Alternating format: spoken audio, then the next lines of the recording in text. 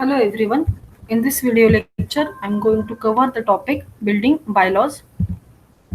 Building bylaws are the legal tool that is led by the government or they are published by the government to regulate the development of a particular area or say a particular buildings. So it is applicable for each and every type of the building and it is a mandatory to use the building bylaws.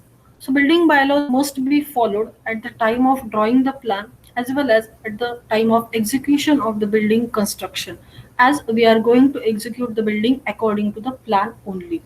So the building bylaws regulate the coverage of the building, then the height of the building, bulk of the building, its architectural design, and various construction aspects of the building, so that a orderly development of a particular area can be happened.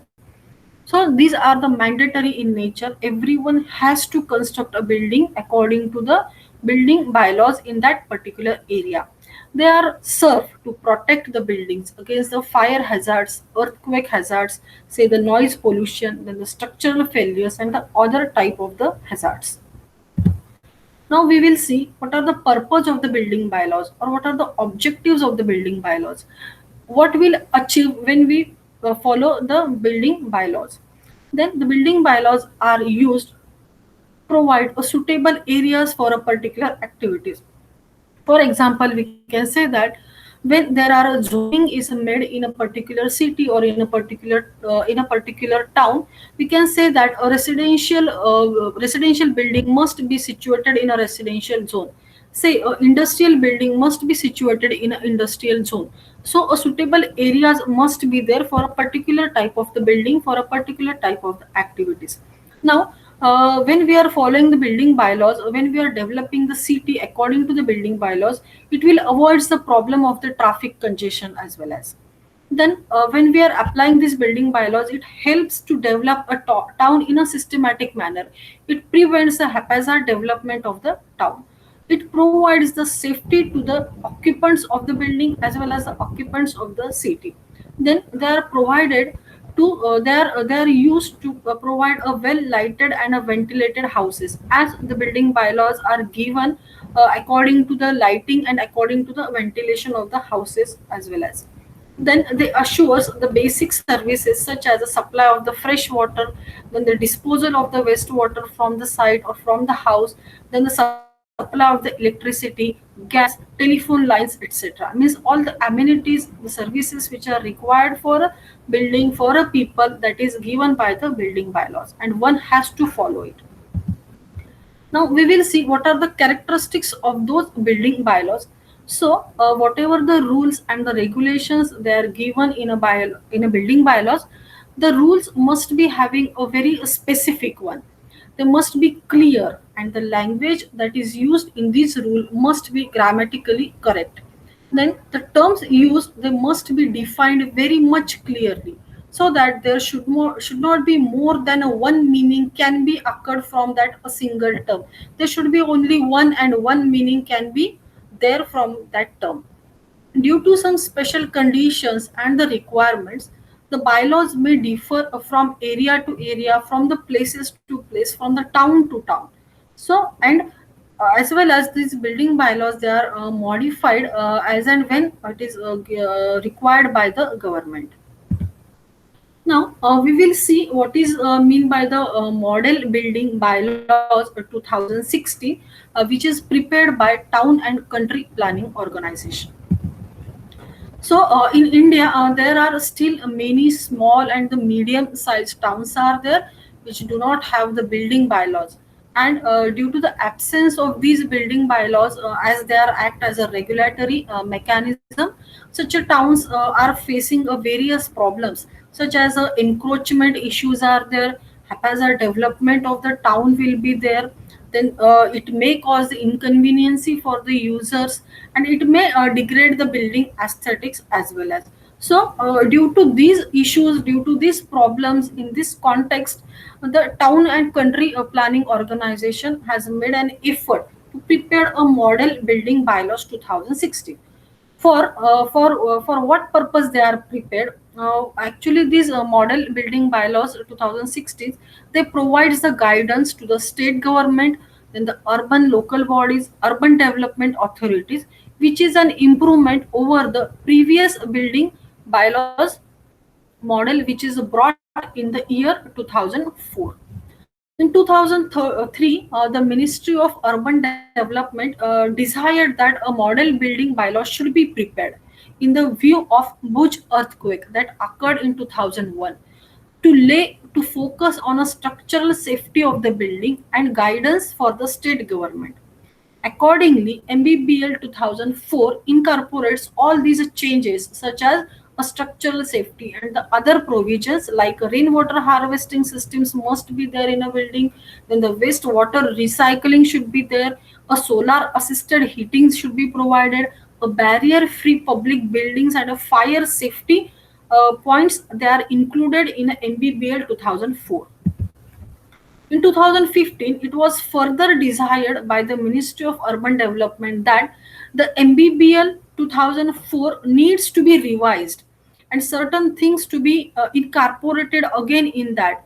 So, what are those things? Such as the norms for the rooftop solar PV installation, then the segregated sanitation facilities for the public building, then the additional provision in a building regulation, then the what are the natural hazard prone areas, the conservation of the heritage site, etc.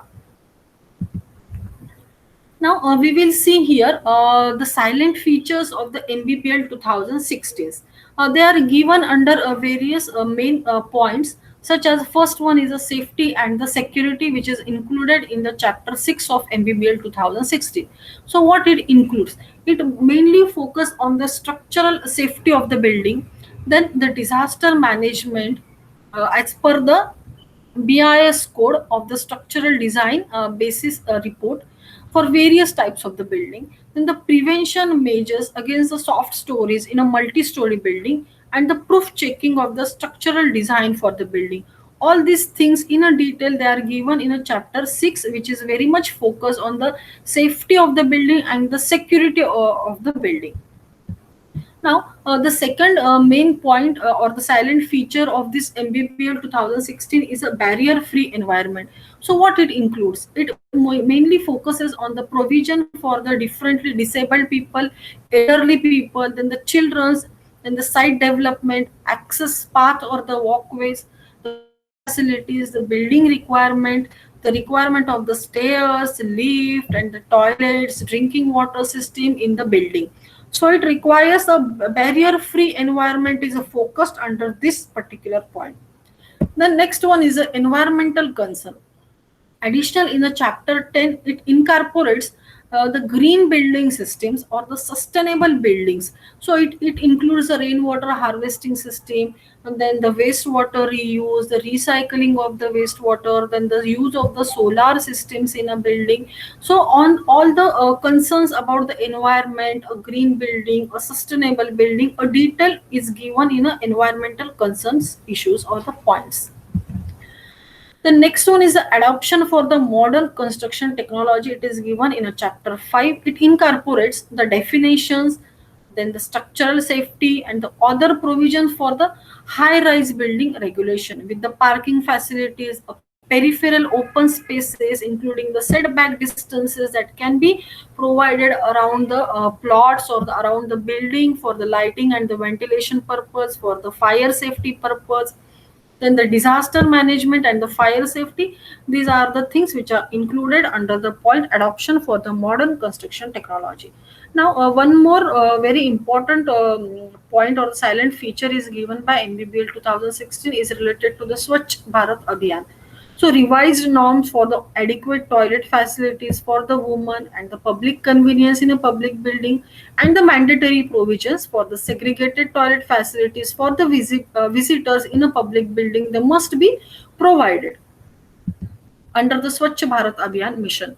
Then ease of doing business is again a very important point, that is or it is a silent features of the MBPL, that how ease of the doing business can be facilitated through the building bylaws. So additional chapter 4 has to be focused on this one. So what it includes or it provides a facility for the online building plan approval process, then the system for the plan scrutiny, generation of the reports, then the various approvals has to be taken automatically, compliance report from the drawing for the automatic generation of the completion certificate, and all these things which will helps in ease of doing the business, they can be accommodated under this point. The next point is a rainwater harvesting system. Much detail about this system is given in a chapter 4, sorry, in a chapter 9. That is a requirement of the RWS system in a public spaces. The provision of enforcement and the monitoring of these system is done by the building bylaws by the various towns and the country, towns and the cities. Then the effect of communication technology. Additional annexure 1, the draft guidelines for the mitigation of the electronic radiation in a building spaces by identify the emission appliances and the sources. Guidelines for the safe spacing of the indoor and the outdoor appliances and the equipment is given under this criteria. Now, there are some points of the MBBL 2016 are there.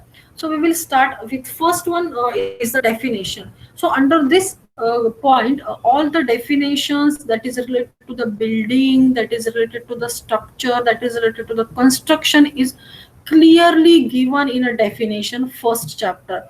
The meaning of the different terminologies used in a building, right from the definition of the building, what is meant by the FAR, what is exactly mean by the fire relief, what is mean by the foundation, each and every terminology definition is given under this criteria. Then the second one is the jurisdiction and the applicability of the building documentation procedure is given. It includes the development and the part construction, change or use of the building, then the occupancy of the building, the reconstruction of the building, the procedure during the construction work, the procedure for obtaining the various building permits such as a completion certificate, such as a commencement certificate, such as the commencement certificate, such as occupancy certificate. The detailing about this is given under this point. The third one is a development code. It includes the object of this regulation is to be provide control for buildings within the use premises, excluding the internal arrangement which is covered and controlled by the building bylaws. Then the general building requirements and the services. This part set out the standard space requirements for the various part of the building for all the types of the low and the high rise buildings. So sixth one is the provision for the structural safety. It includes the structural design and the safety, the norms which are given for that has to be followed under this. The structural requirement for the low income housing, the inspection, the alternative materials available for this purpose, the method of designing and the construction, the various tests to be performed on those material. So entirely related to the building safety, structural safety is given under this criteria. Then the 7 points covers the special requirements for the occupancy, land development, and or the other. So it includes the industrial building, factories, workshop, the buildings in a mining areas, and the petrol filling station. So all the rules and the regulations for the special requirement buildings, they are given under this point. So eighth one is the provision for the differently abled and the elderly and the childrens. So it includes the applicability of that laws in a particular building. Then the guidelines, it serves as a guideline that of differently able people, disabled people in that building, a lift must be there, the ramps must be there. So all these things related to this is given under this criteria.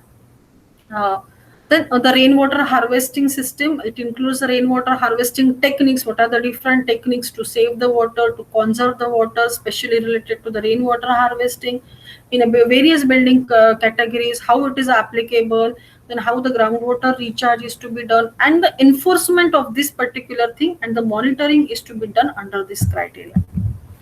And 10th criteria is a focuses on the green buildings and the sustainability provision. So it includes the provision of these particular point, then the applicability of this particular point, then the provision for the sanctioning purpose, various guidelines, how to prepare a green building, then the guidelines for the building rating system as the green building. Whenever we are constructing a green building, we have to take the approval of that building that comes under a green building rating system. So we have to follow this particular point when we are focusing on the green building and the sustainability provision. Then the fire protection and the fire safety requirements. So this is a special point that is given besides the structural safety of the building, that if the fire accident occurs in a building, what should be the evacuation time, what should be the alarm system is there, how the sprinklers will be working, how they are provided. So all the details about that is given under the point 11. So it includes the procedure, the clearance from the fire services, renewal of the fire clearance, the different terminologies are there in a fire safety that is given, such as a fire escape, the electrical services, the fire protection requirements, everything that is related to the fire accident, the escaping from the fire accident and the fire extinguishing services is given under point 11. Then the conservation of the heritage site, including the heritage building and the heritage persistent and the natural features areas, they are focused on for the conservation of the heritage site. They must be conserved under the under the responsibility of the owner as well as and the government. So it includes the responsibility of the owner towards the heritage building. Then if any alteration modification is to be done, so what are the norms for that, and the incentive uses for those heritage building, and the opinion of the heritage conservation committee is considered while preparing the point 12. And 13 point is focused on the streamlining of the building plan and the approval. So it includes the streamlining of the building plans, its approval, its sanctioning procedure. So it will also cover in a point that is the ease of the doing business. How the process can be done easily, so that it should not be created any headache to the owner, to the client as well as. So the commencement certificate can be generated, a single operating window system can be provided to doing all this streamlining of the building plans and the approvals. And 14th point is related to the climate resilient construction, that is the integration of the environmental clearance with the sanction. So it includes the land, air, noise, water, energy, biological, socio-economical, solid and other type of the waste management are the main facts considered in a relation with the pre, during and the post construction of the building for the sustainable environmental management, not only at the time of construction but right from the pre-construction, during the time of the construction, after the completion of the building. It should not create any harmful to the environment. Therefore, it is necessary for the building process to ensure the compliance of various conditions that is laid down by the Ministry of Environment, Forest and the Climate Change. So here we have discussed the 14 key points that are included in the MBBL 2016. Thank you so much.